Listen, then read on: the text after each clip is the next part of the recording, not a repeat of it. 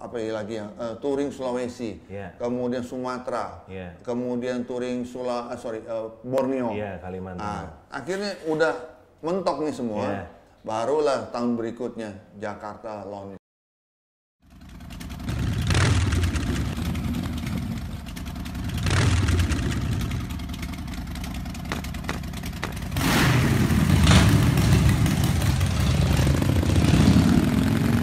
Let's talk and play in Discoverite Room.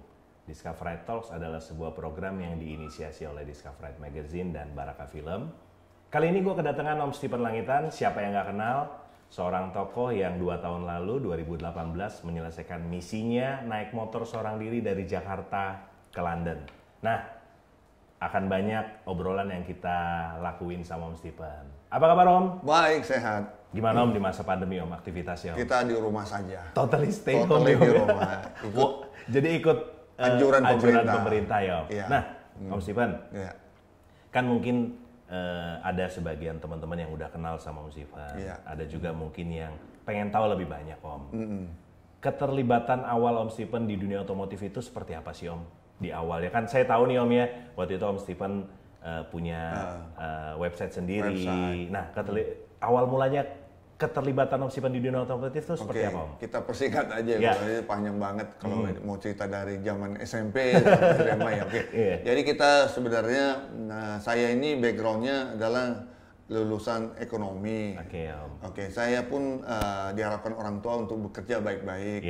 Kita berkantor, akhirnya kita berkarir, bekerja di kantor di bidang asuransi, general insurance itu 20 tahun lah ya. 20 tahun. Sampai di level the senior manager. Udah tinggal step lagi tuh udah mau naik GM gitu loh. Ternyata perusahaan ini, tempat saya bekerja, memutuskan untuk melakukan merger. Merger dengan perusahaan Jepang. Nah, ternyata stylenya beda kan. Saya di barat, ini Jepang gitu loh. Akhirnya penawarannya ada yang namanya Golden Shake Hand. Saya ambil. Nah, mulai dari situ akhirnya saya menerjunkan sebuah usaha sendiri lah, yang namanya sebagai blogger. Saya mendirikan namanya blog ya, nama saya sendiri Stephen Langitan. Sorry Om, dulu pada saat Om Stephen masuk ke dunia blog itu sebenarnya masih sedikit ya Om yang mainnya? Oh belum banyak. Masih belum banyak. Itu tahun 2007, jadi udah diamati tahun 2005 udah saya pelajari. 2006 sudah membuat desain web. Begitu kantor memutuskan untuk resign tahun 2007, ya saya langsung switch aja. Switch di situ. Jadi memang belum banyak pemainnya. Dan ternyata memang itulah peluang saya, kesempatan untuk membahas yang fokus saya adalah di bidang otomotif sepeda motor. Tapi memang passionnya memang sudah dari dulu? Iya, itu dia. Kalau passion memang karena saya sudah dari SMA, di SMP, SMA gitu lah ya. Artinya bukan hanya di sepeda motor, tapi otomotif pada umumnya. Seperti workshop seperti ini yang saya lihat gitu loh teman-teman. Nah itu akhirnya, tapi saya fokusnya lebih kecil lagi, istilah orang eksekutif marketing bilang di niche kan. Niche-nya adalah di sepeda motor. Motornya bagaimana? Motornya niche lagi, yang spesialis touring. Karena saya menyukai yang namanya hobi adventure-nya. Saya suka yang masuk istilahnya melakukan perjalanan, masuk hutan, keluar hutan, atau menjelajah yang belum pernah saya lewati. Nah, kita kalau ngomong jelajah itu kan rute-rutenya yang disebut adventure adalah yang belum pernah dilewati. Kalau sudah dilewati ya itu sih udah bukan adventure lagi ya Om. Lagi. Berarti kan gini Om, 2007 Om Stephen memutuskan untuk resign dari perusahaan yang Om Stephen geluti selama 20 tahun.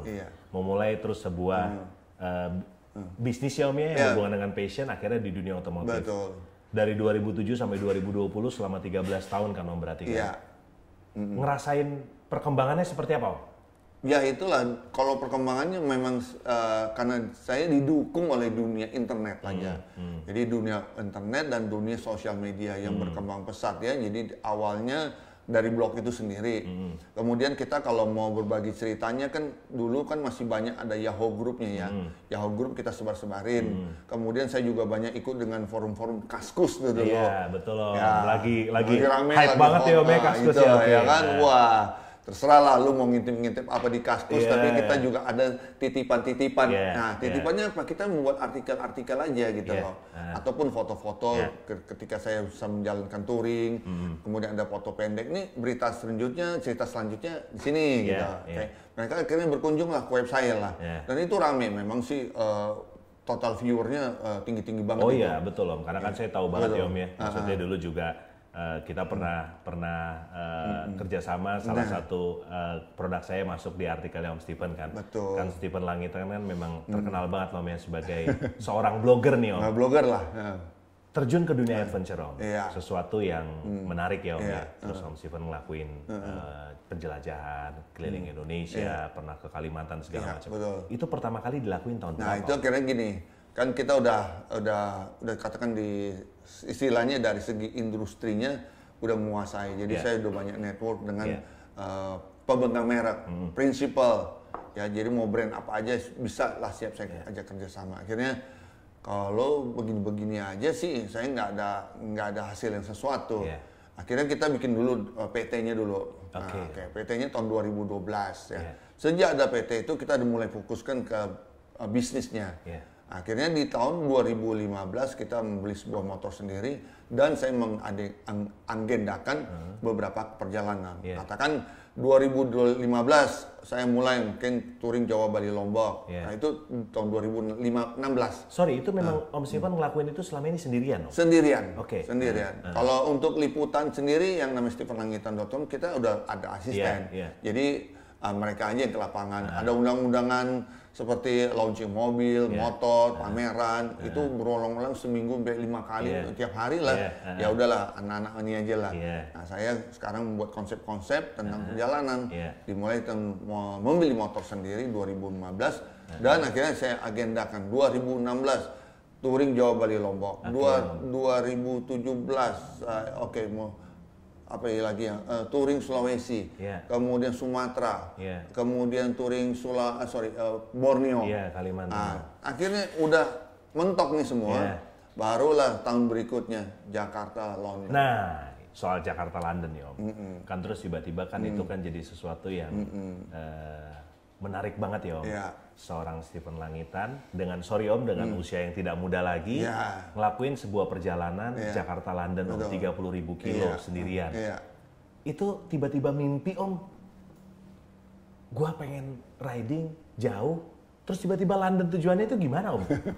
Kok tiba-tiba munculnya London sebagai destinasi akhir? Ya sebenarnya dalam catatan impian saya, ya semua setelah saya tulis impian, cita-cita itu sebenarnya udah disebut akan keliling dunia. Cuman keliling dunianya belum dispesifik lagi kemana lah ya. Waktu itu kepikiran bisakah terbang atau naik pesawat atau naik kapal laut.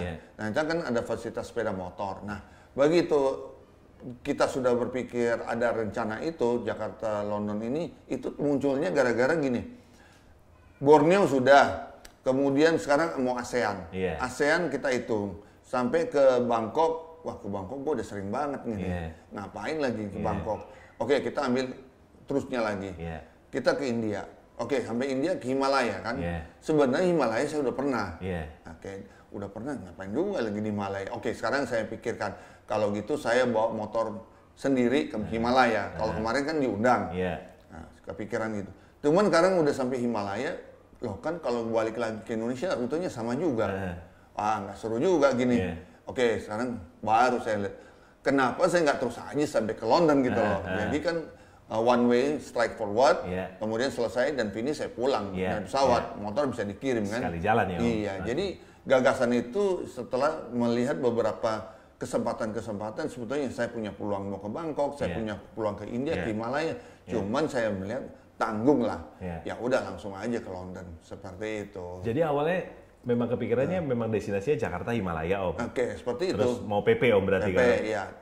Dan lihat kenapa nggak sekalian aja gitu. Betul. Nah gini Om, kan pastikan banyak juga nih teman-teman Om yang pengen tahu kan Om. Karena kan sebuah perjalanan yang dilakuin apalagi Jakarta London kan pastikan biayanya kan juga nggak sedikit Om. Terus mengenai rules-nya pada saat kita bawa motor, boleh ceritain nggak sih Om? Jadi biar ada informasi buat teman-teman, oh ya pada saat gue mau ngelakuin perjalanan, ini yang harus gue siapin, ini yang harus gue mulai pikirin. Itu gimana sih Om? Begini, jadi bagi siapapun punya kesempatan yang sama, semua orang bisa. Prinsipnya saya cuma bilang, kalau saya berpikir bisa, pasti kalian juga bisa. Saya apalah gitu, mau bilang punya otot, nggak ada otot juga kita harus berpikir smart aja gitu ya teman-teman semua buat yang mendengarkan video ini, bahwa kalau daripada saat teman-teman berpikir bisa dan berpikir yakin, pasti bisa. Nah sekarang kan semua kan terpikir ada kendala-kendala kan.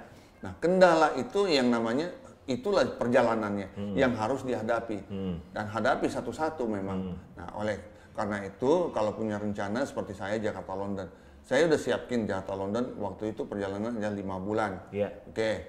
Saya mau finishnya kapan? Saya ambil tentukan 17 Agustus, mau upacara bendera. Karena apa? Saya mau membawa nama bangsa. Istilahnya ada kebanggaan kalau saya finish, saya juga bisa bersama dengan teman-teman di KBRI, saudara-saudara kita yang ada di luar merayakan upacara bendera sambil ada nih motor langsung merah putih gitu kan. Jadi momennya adalah 17 Agustus, pas betul memang itu Agustus kan summer di Eropa. Nah jadi kita pertimbangannya, kalau memang summer, kalau gitu kita mundurin lagi. Kita sekarang di perjalanan dapat musim apa? Lah begitu udah diurutin ke Jakarta, ternyata kan kita cuman, Indonesia kan cuma ada musim panas doang kan, nggak ada musim salju, musim dingin ya. Kemudian mundur lagi di Eropa, kalau itu sekitar bulan Juni, summer juga. Mundur lagi nanti di Turki atau Iran, ya itu kan sekitar masih peralihan antar musim semi ke musim summer. Dan juga mereka nggak terlalu peduli dengan musim dingin gitu loh. Ya selebihnya kan Asia. Jadi ya udah dihitung perjalanan itu sehingga saya bisa start dari bulan Maret. Nah kalau di bulan Maret mau start, persiapan saya harus kapan ini? Mundur lagi. Jadi track back lagi. Harus saya siapkan waktu itu cetusnya di Agustus 2017. Sorry Om, berarti saya potong. Berarti memang ide untuk ngelakuin perjalanan itu sudah ada di tahun 2017 ya Om? 2017. Boleh lanjut Om? Iya, jadi 2017 dengan cara kita membuat agendanya mundur. Jadi jangan membuat agenda sekarang, ini besok mau kemana, tetapkan dulu tujuan akhirnya. Itu strategi saya. Jadi Agustus 2017 dan saya mau menyelesaikan perjalanan sampai Agustus 2018. Rentang 12 bulan itu mau ngapain? Itu dia. Itulah plan yang direncanakan. Itu ya plan yang direncanakan. Syarat membawa motor Om untuk keluar, itu apa nih yang dibutuhin? Nah, sebenarnya harus diawali dengan sebuah pengalaman dulu. Om. Pengalamannya gampang. Lakukan aja touring Borneo, yang mana menuju ke Malaysia, Sarawak, kemudian ke Brunei, kemudian ke Sabah. Kalau itu udah tahu caranya, itu sama aja melanjutkan seterusnya ke mau kemana-mana aja. Om. Iya. Jadi gampangnya gitu aja. Jadi lakukan perjalanan di Borneo. Lakukan perjalanan Borneo. Lintas negara. Lintas negara. Udah tahu syaratnya. Gitu. Berarti selama proses persiapan Om. Selama proses persiapan kan akhirnya kan juga pasti kan Om Steven terpikir untuk melibatkan sebuah brand ya Om. Akhirnya di perjalanan itu kan Om Steven dapat support dari beberapa brand. Betul. Nah, resepnya Om. Resepnya? Kalau eksistensi kan Om Steven udah eksis Om. Kalau kayak gitu, teman-teman yang masih muda-muda nih khususnya semua punya kesempatan yang sama. Jadi sekarang nih sosial media kan berkembang pesat. Kalau Anda lagi memposting sebuah foto-foto, langsung aja libatkan juga brand-brandnya. Kita udah tahu punya motor ini mereknya H, yang ini motornya Y, yang ini motornya R. Ya udah obrolin aja tentang motornya, nggak usah malu-malu. Dan itu akan didengar, dibaca sama yang punya brand. Siapa kamu? Oke, kapan-kapan ketemu dong. Itu tipsnya. Itu tipsnya Om. Sebenarnya sederhana ya Om, tapi kadang-kadang nggak terpikirin sama orang kebanyakan kan Om. Om, kan akhirnya kan banyak nih Om. Ini sorry Om ya, pertanyaannya mungkin agak nyeleneh. Akhirnya kan banyak beberapa teman-teman kita ngelakuin perjalanan. Kadang-kadang ada idealisme sendiri nggak sih Om di hati? Gue pengen yang paling jauh, gue yang pengen paling jauh, itu ada nggak sih Om sebenarnya? Nggak, kalau dari saya sih tidak seperti itu. Nggak ada Om? Nggak seperti itu. Cuman yang penting kita jangan punya misi yang istilahnya saling mengadu gitu loh. Misalnya Kang JJ sudah 450.000 kilometer. Wah saya harus lebih dari dia. Enggak lah, kita harus semuanya harus bisa diukur kemampuan kita. Tetaplah kita harus bisa low profile. Yang penting pesan saya, kalau saya jadi seperti itu.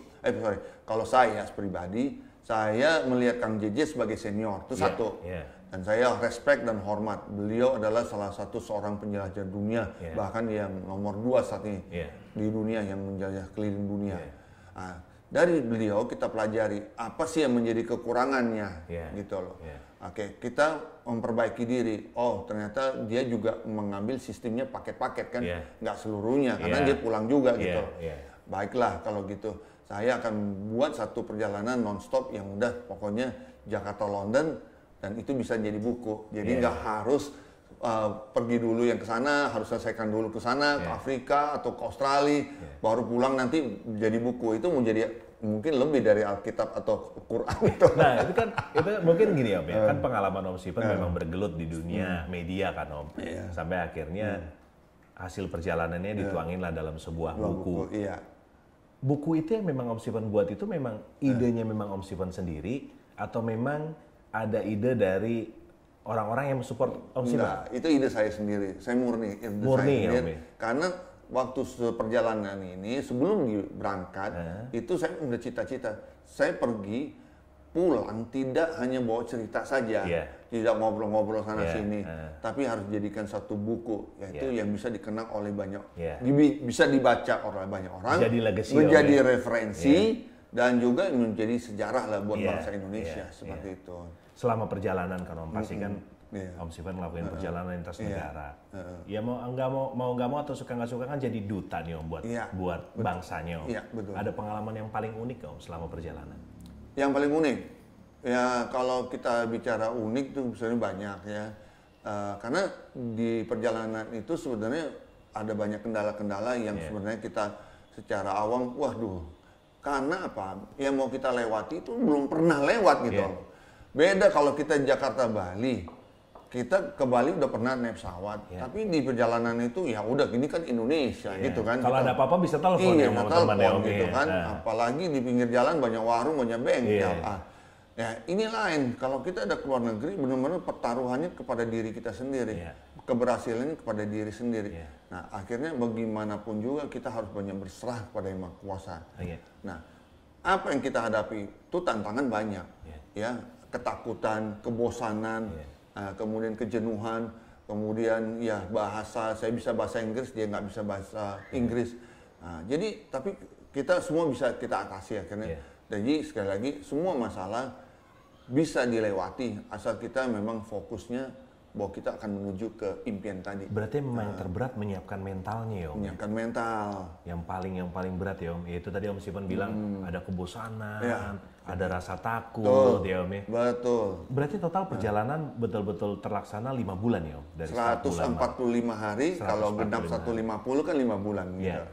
Nah Om, ini out of the box Om. Cara Om Stephen menjaga eksistensi seorang Stephen Langitan itu seperti apa Om? Sampai akhirnya, ini kan Om Stephen udah bergelut dari 2007 nih Om. Betul. Kita tahu lah, banyak mungkin teman-teman atau mungkin yang kita kenal, hype sebentar turun Om. Hype sebentar hilang. Tapi sementara kan sosok Stephen Langitan ini kan eksistensinya jalan terus nih Om. Tipsnya Om, ngejaga eksistensi akhirnya jadi seorang Stephen Langitan seperti yang sekarang Om.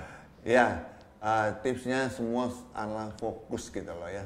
Kita harus fokus bahwa kita itu tentukan impian dan cita-cita kita tadi. Kembali itu aja saja. Kalau Anda mau menjadikan sebuah buku hasil karya Anda, itu yang harus dipertahankan. Ada gimana sampai di sana. Sampai di sana akhirnya kita harus melalui prosesnya satu persatu.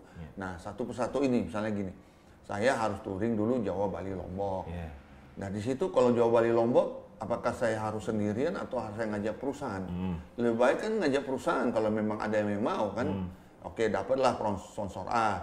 Nah, kemudian ke touring ke Sabang, saya jalanin lagi. Nah, semua perjalanan itu bukan lagi hanya bicara mengajak sponsor, tapi juga mengajak pertemanan setiap klub dan komunitas, setiap anak motor di daerah.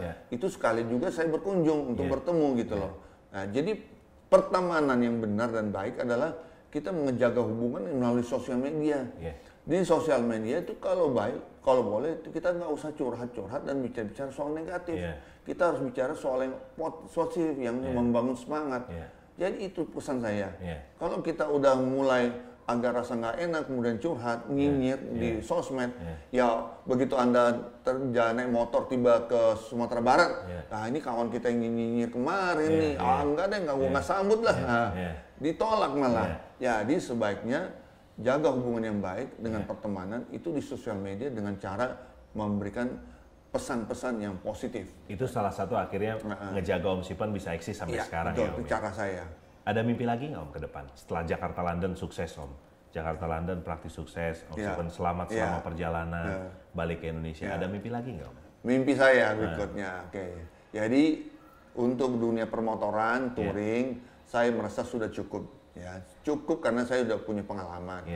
Karena ada yang banyak juga tanya, Om Steven kenapa nggak ke Afrika, kenapa nggak ke Amerika, seperti ini, seperti itu.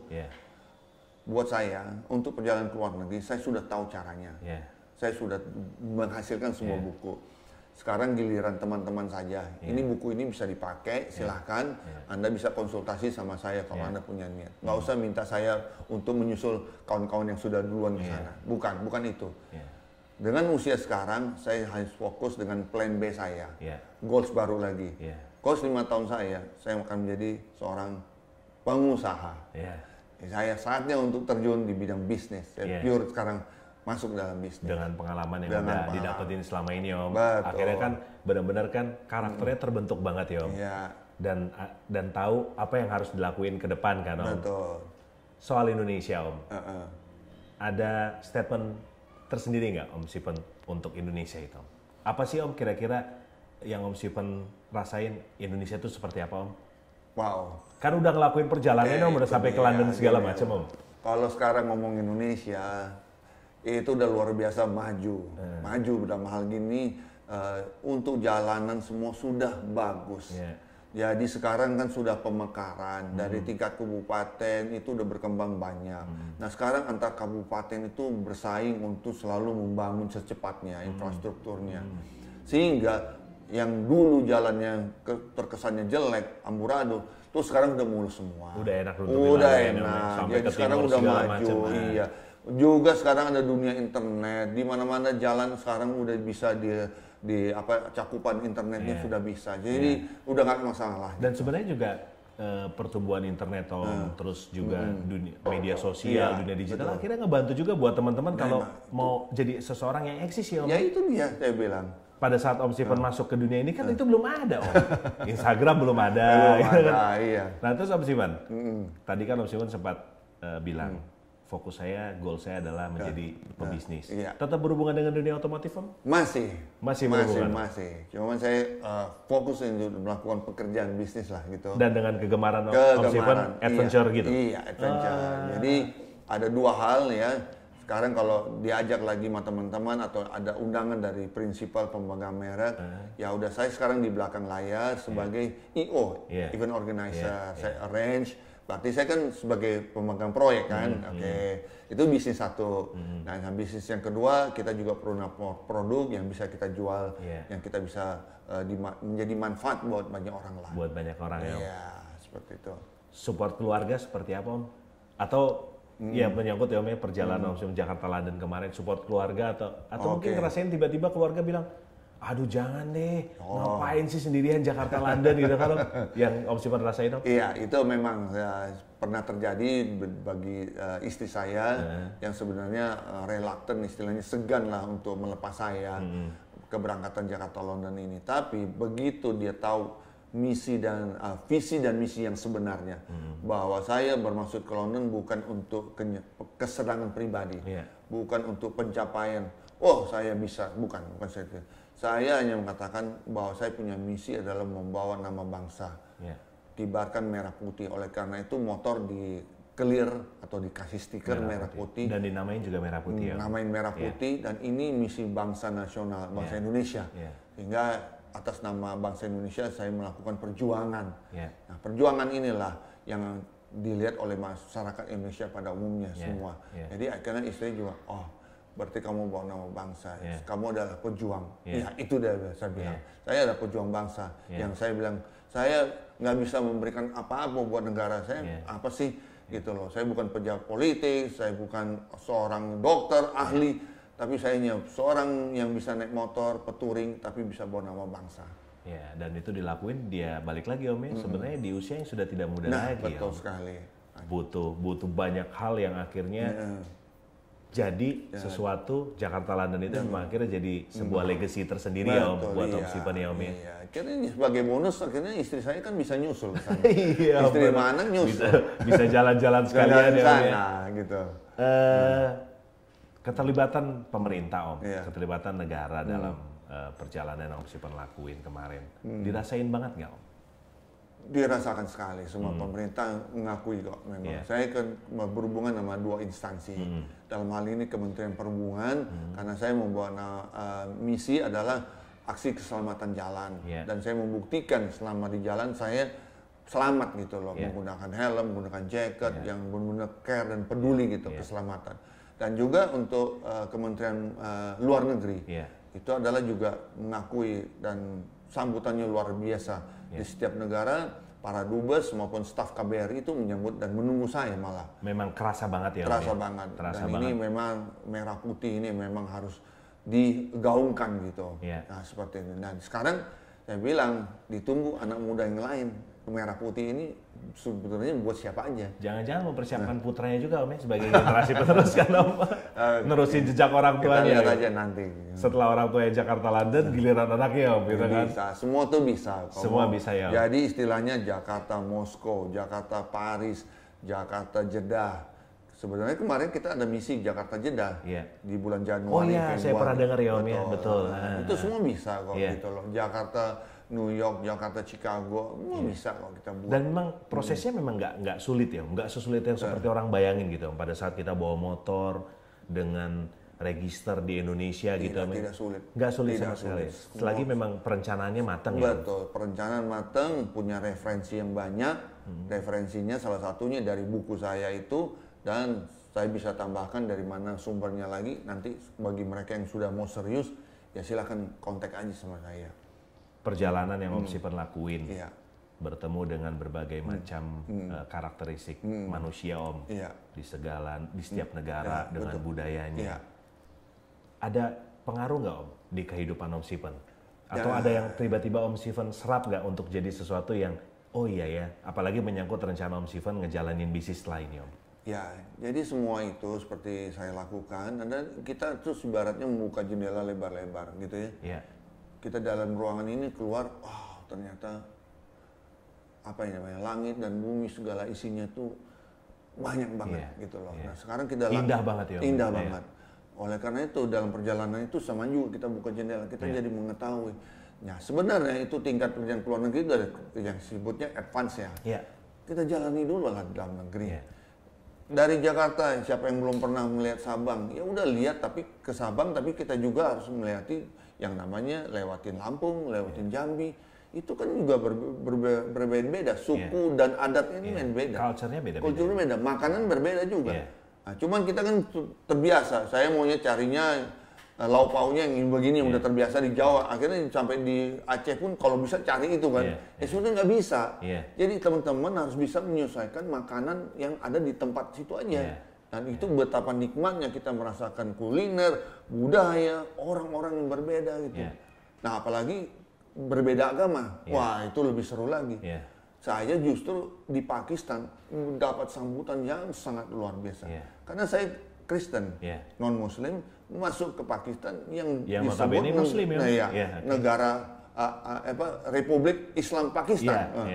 Itu kuat sekali. Tapi begitu hadir saya, tidak seperti yang orang-orang yang bayangkan. Atau gitu. yang ada muncul di media gitu, tidak seperti itu. Jadi jangan salah persepsi gitu. Kita harus lihat di lapangan itu memang benar-benar kalau kita datangnya tulus dan baik-baik, sambutannya juga luar biasa. Tapi menarik ya, maksudnya saya ngobrol di Discovery Talks dengan Kang JJ.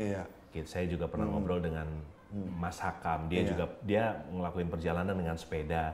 Akhirnya memang yang orang bayangin atau orang lihat di media itu beda banget ya Om ya? Beda. Ternyata mendapat sambutan ya tadi Om Steven, non-muslim, datang di Pakistan, ternyata sambutan yang luar biasa. Luar biasa, betul. Sampai di Iran pun, saya bisa menginap di rumah warga yang tidak saya kenal. Oh iya? Itu ceritanya gimana Om? Wow. Ceritanya gimana Om?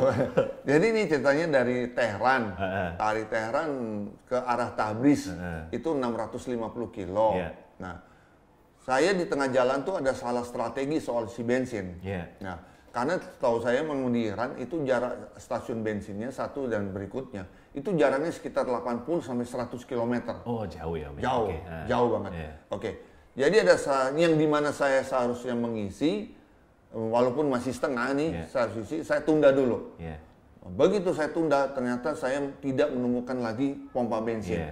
Nah, kan saya belum tahu ke depan ini pompa bensinnya berapa kilo. Apalagi di jalan itu nggak ada orang. Mau tanya kemana? Ya tinggal jalan aja. Nggak kenal juga ya. Ini arahnya kemana? Arahnya memang benar. Cuma yang pompa bensinnya sejauh apa? Nah, singkat cerita saya memperlambat motor. Jadi memperlambat kan sana jalan sebelah kanan kan. Kita bahu jalan di sebelah kanan. Kita memperlambat, tiba-tiba ada sebuah mobil pick up nih. Saya pikir mobil pick up ini melambat, oke. Kalau motor ini sampai mogok, habis bensin, dia ada nih, saya perlu dia nih. Nah, akhirnya dia buka jendela, dia menawarkan gelas ini, termos, begini. Dari saya ngangguk, akhirnya saya berhenti, dia berhenti juga. Nah, yang saya harapkan adalah motor mogok, saya akan bisa diangkut mobil pick up, itu aja. Oke, di situ terkendala masalah bahasa. Nah, akhirnya saya cuma bilang ini bensin ya guys, ini empty gitu ya. Oke, saya bilang follow me, ikut aja. Nah, kita ikutin. Tadi udah ngomongnya udah minum dulu ya. Kita minumnya namanya Tai Chi. Dia keluarin termos, dia kasih teh, tehnya Tai Chi, minum dulu sejenak, bla bla bla.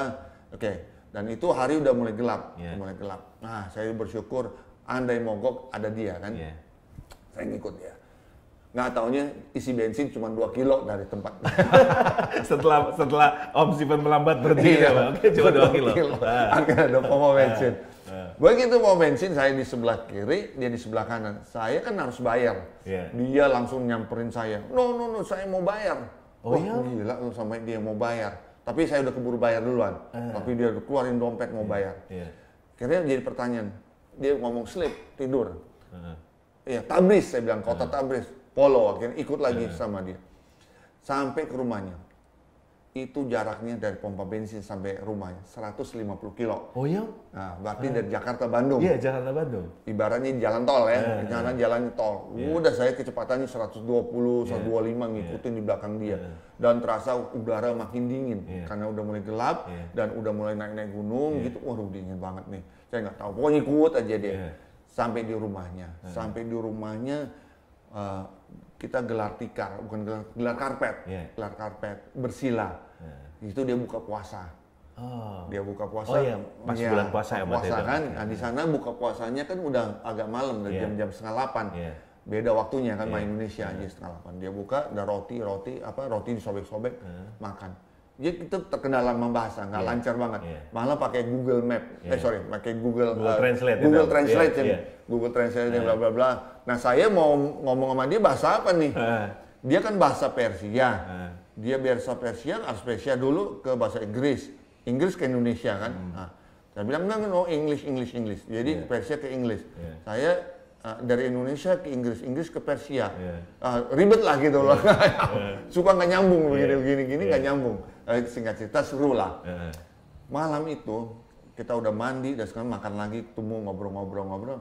Dia buka satu kayu besar gitu, dia buka, dia angkat sebuah piring. Piring itu menjadi hadiah katanya buat saya. Piring itu yang kaligrafi, yang mungkin tulisannya Allahu Akbar. Dan satu lagi tulisannya mungkin Bismillahirrahmanirrahim. 2 biji itu mau dikasih ke saya. Sementara Om Steven bawa motor ya? Saya bawa motor. Masih jauh juga perjalanan. Saya aja bawa Indomie di motor hancur lebur, apalagi bawa ini. Jadi saya nggak mungkin. Besok paginya untuk menghargai dia, saya telepon hubungin orang KBRI di Teheran. Ya hubungin, Karena dia orang di KBRI Teheran bisa ngomong Persia. Bro, bantu gua dong. Katakan aja nanti ini akan diambil oleh KBRI atau kedutaan mungkin 2-3 hari atau seminggu depan lah. Bikin dia senang. Telepon, ngomong lah Persia. Oke. Setelah itu ya saya diantar sama dia sampai keluar kota dan akhirnya kita berpisah. Ceritanya hanya 2 piring kaligrafi itu hanya menjadi kenangan di dalam foto saja. Karena nggak bisa juga saya mau ambil, saya pun tidak mau merepotkan orang KBRI. Lu ambil dong 650 kilo tuh, nggak mungkin. Jadi, dan kalaupun dibawa juga pasti hancur ya. Jadi nggak mungkin. Jadi itulah momen yang paling indah bagi saya. Bagaimana tidak sekat-sekat agama, sekat-sekat suku antar bangsa itu putus semua. Nggak dirasain sama sekali. Nggak ada dirasakan selama perjalanan ya. Jadi memang penting buat kita, ya itu ya Om, tadi Om Stephen bilang, buka jendelanya ya Om. Buka jendelanya. Supaya kita nggak terkungkung di dalam kotak itu aja ya Om. Sementara kan kadang-kadang kan di negara kita gitu Om, masih aja ribut. Itulah, lakukan dulu di Indonesia. Jadi seperti ini dari sini, coba kita ke Kalimantan, coba kita ke Sulawesi. Ya, itu aja udah mulai berbeda. Kalau di Sulawesi Selatan masih lihat banyak masjid, tapi udah di Manado itu udah ke gereja semua di sana. Jadi biasakanlah perbedaan itu selalu ada, tapi kita tempatkanlah posisi kita ini gitu loh. Bagaimana kita bisa beradaptasi sebetulnya Om Stephen. Ini perbincangannya kan memang sebenarnya seru Om, tapi waktunya memang kita terbatas.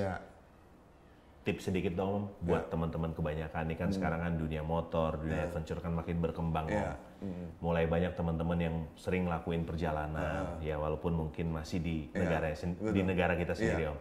Tips sedikit dong buat teman-teman yang memang sekarang yang masih muda-muda, yang lagi giras-girasnya Om gitu kan, dari seorang Stephen Langitan. Jadi semua punya kesempatan yang sama, seperti saya bilang. Jadi tinggal Anda teman-teman, apakah Anda mau sebenarnya buat hura-hura atau Anda yang namanya touring ini kan ada macam-macam. Kita cuma senang-senang aja. Ada juga touring yang sifatnya mudik. Nah, kemudian ada touring yang disebut profesional. Jadi kalau Anda mau menuju ke profesional ini, tips saya mulailah untuk melakukan solo riding, melakukan perjalanan seorang diri. Karena kalau udah profesional, kita udah bicara masalahnya keuangan. Sponsorship. Ini akan merepotkan kalau kita bawa 2-3 orang. Itu akan ribut soal uang gitu loh. Usaha aja kita juga suka ribut gara-gara uang kan.